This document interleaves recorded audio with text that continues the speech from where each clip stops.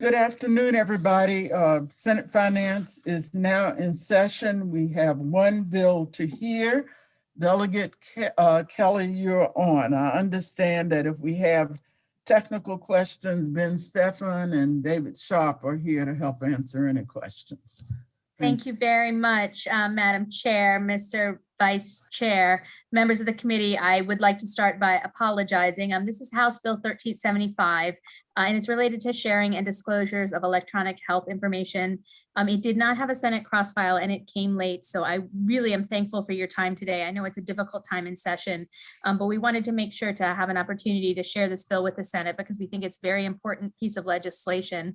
I worked on it with the Maryland Healthcare Commission, and they're here to answer any technical questions, but basically what the bill does, we amended it in the House so that it had support from all of the stakeholders. What the bill does is it requires CRISP, which as you all know is our state designated exchange, to create a consent management utility, a centralized hub for all of the 11 health information exchanges for opt-out option for consumers. So if you look in your file, you'll see there's a support letter from 18 different groups that represent really vulnerable populations, whether it's domestic violence or substance use or mental health, people experiencing homelessness, all sorts of people who are vulnerable are especially interested in having the ability to opt out of having their medical information shared.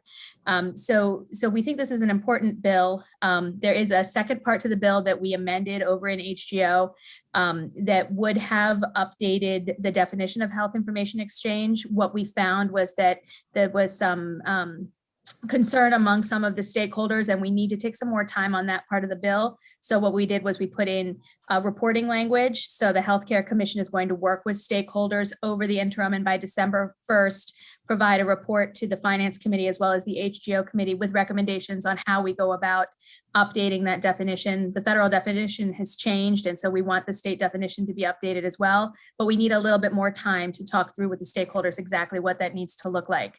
So that's the two parts of the bill. And with that, I would really respectfully and again, apologetically for getting this to you so late, ask for your support. Thank you. Why don't I just start by asking Ben Stephan and David, one or the other of them, if you want to tell us anything more that will help us to understand the purpose of the bill and the workings of it well, since we didn't have a full hearing. Thank you, Madam Chair. Ben Stephan, the Executive Director of the Maryland Healthcare Commission. And Delegate Kelly did a fine job of explaining this bill. I'm very impressed. If we need another HIE expert, we'll know where to go after the session. But what I would say is that I see this as a companion bill to Senator Bidle's bill regarding public health and the designated health information exchange that was passed early in the session. That provided for expanded use of data flowing through CRISP for public health information. And this legislation provides a framework to ensure that consumers who are concerned about expanded health information exchange have the opportunity to opt out. Today, that feature would require a patient to go to up to 11 health information exchanges and individually go one by one to opt out of information sharing. Should this bill pass, the consent registry would enable a patient to visit CRISP and in one step opt out of all information exchange through that process. This is going to be more efficient. It's going to be more understandable. And it really is the first step into what we see as the ultimate goal of providing much more ability of consumers to control their healthcare information in a graduated way, selectively permitting sharing of some information while restricting the use of others. So it's a very important first step in enabling consumers to share their information appropriately. Thank you. Senator Bidle has a question. Thank you, Madam Chair, and thank you, Mr. Steffens and Delegate Kelly. And I've had some conversations about a bill like this, so I appreciate you bringing this bill. But I do have a question. If someone notified Chris that they didn't want their information shared, how would that work then, like with prescriptions? Because we know that doctors need to check or pharmacies need to check to make sure you're not getting multiple opioid prescriptions. Would that still be available to be checked?